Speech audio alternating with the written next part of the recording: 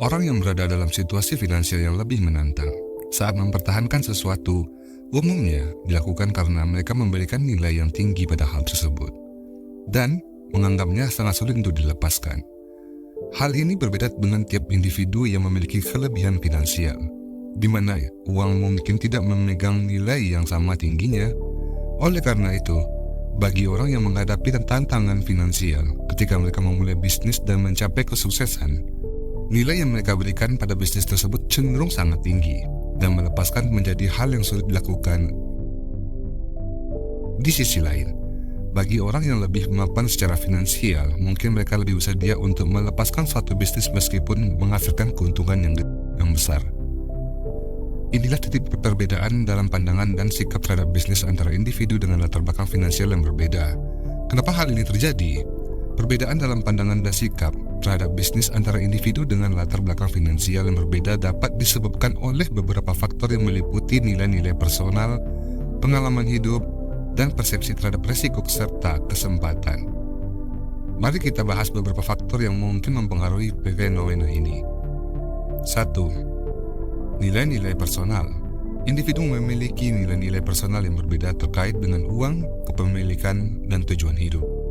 Orang miskin mungkin lebih memprioritaskan nilai-nilai yang seperti keberlangsungan hidup, keamanan finansial, dan pertumbuhan ekonomi, sehingga mereka lebih cenderung melekat pada hal-hal yang memberikan nilai positif pada bidang-bidang tersebut.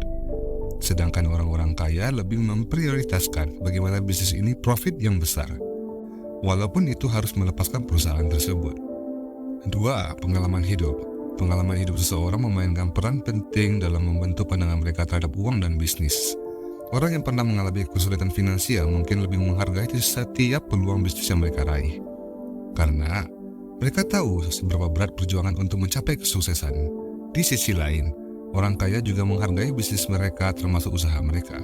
Tapi perbedaannya adalah value yang berbeda di mata mereka. Yang ketiga, risiko dan kesempatan. Persepsi terhadap risiko dan kesempatan juga berperan dalam sikap terhadap bisnis.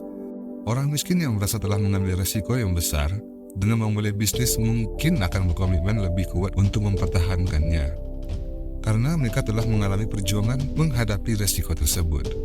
Orang yang lebih kaya mungkin memiliki toleransi risiko yang lebih tinggi dan lebih siap melepaskan bisnis jika melihat peluang yang lebih menarik. Yang keempat, sikap terhadap kepemilikan.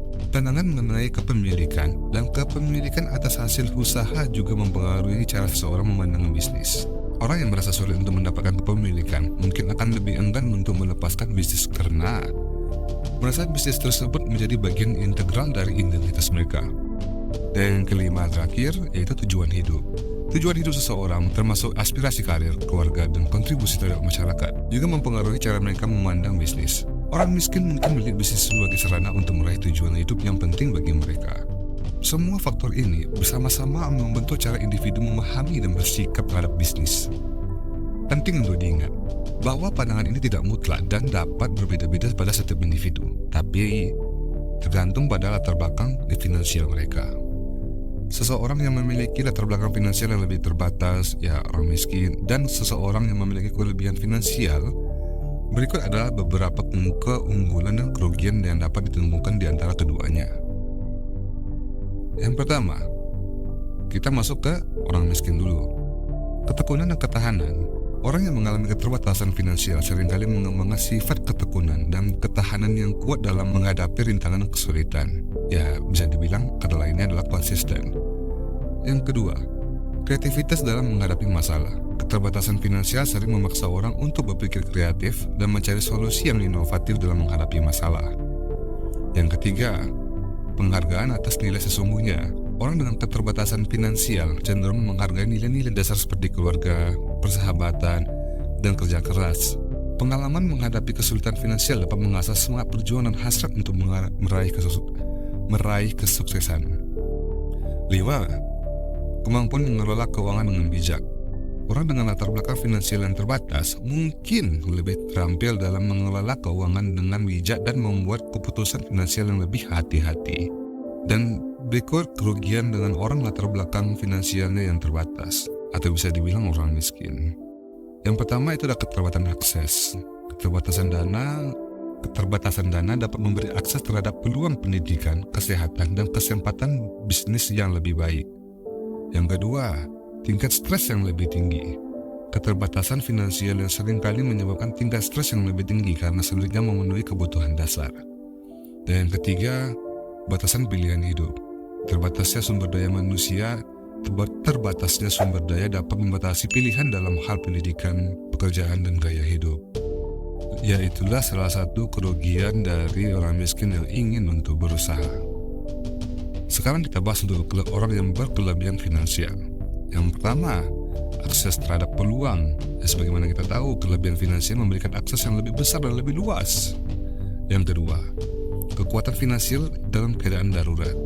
Ya, orang kaya cenderung memiliki perlindungan finansial yang lebih besar dalam menghadapi keadaan darurat atau situasi yang tidak terduga. Yang ketiga, kemampuan berinvestasi dalam pertumbuhan. Kelebihan finansial memungkinkan orang untuk berinvestasi dalam pengembangan diri, bisnis, dan proyek-proyek kreatif. Itu salah satu keuntungannya. Kita masuk ke kerugian dengan orang yang berkelebihan finansial. Yang pertama, tergantung pada materi. Terkadang orang kaya mungkin cenderung mengandalkan kekayaan materi sebagai penanda kesuksesan atau kebahagiaan yang dapat mengabulkan aspek lain dalam hidup. Yang kedua, ketergantungan terhadap orang lain. Kelebihan finansial bisa menyebabkan ketergantungan pada pelayan, penasihat, atau staf yang dapat mengurangi kemampuan untuk mandiri dalam beberapa hal. Yang ketiga, tantangan mengelola hubungan. Kekayaan dapat menjadi sumber ketegangan dalam hubungan personal atau keluarga jika tidak dikelola dengan bijak. Penting untuk diingat bahwa tidak ada kategori tunggal yang selalu memiliki keunggulan atau kerugian yang mutlak.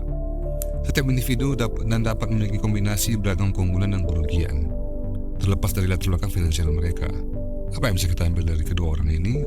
Yang pertama, empati dan pengertian. Melalui pemahaman lebih mendalam tentang tantangan dan kelebihan yang dimiliki oleh individu dengan latar belakang finansial yang berbeda, kita dapat mengembangkan rasa empati yang lebih kuat dan belajar untuk lebih memahami perbedaan kehidupan orang lain. Yang kedua, keragaman nilai. Kita dapat menghargai keragaman nilai dan pandangan yang dimiliki oleh individu dari latar belakang finansial yang berbeda. Hal ini mengingatkan kita bahwa nilai-nilai hidup tidak hanya berkaitan dengan uang, melainkan juga dengan relasi, kreativitas, dan pemahaman tentang makna hidup.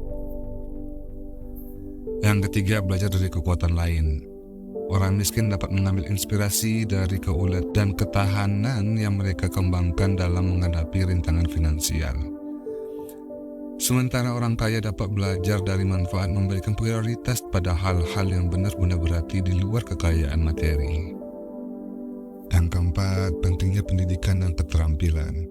Bagi mereka yang memiliki keterbatasan finansial, perbandingan ini dapat menjadi dorongan untuk meningkatkan pendidikan dan keterampilan yang akan membuka pintu peluang yang lebih besar. Yang kelima, menghindari stereotip. Perbandingan ini dapat membantu kita menghindari stereotip atau prasangka terhadap individu dari latar belakang finansial tertentu.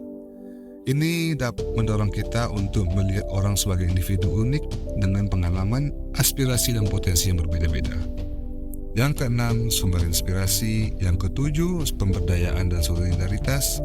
Melihat perbandingan ini dapat mendorong masyarakat untuk merangkul prinsip pemberdayaan dan solidaritas, yang dimana kita memahami bahwa masing-masing memiliki peran dan potensi yang berarti dalam masyarakat.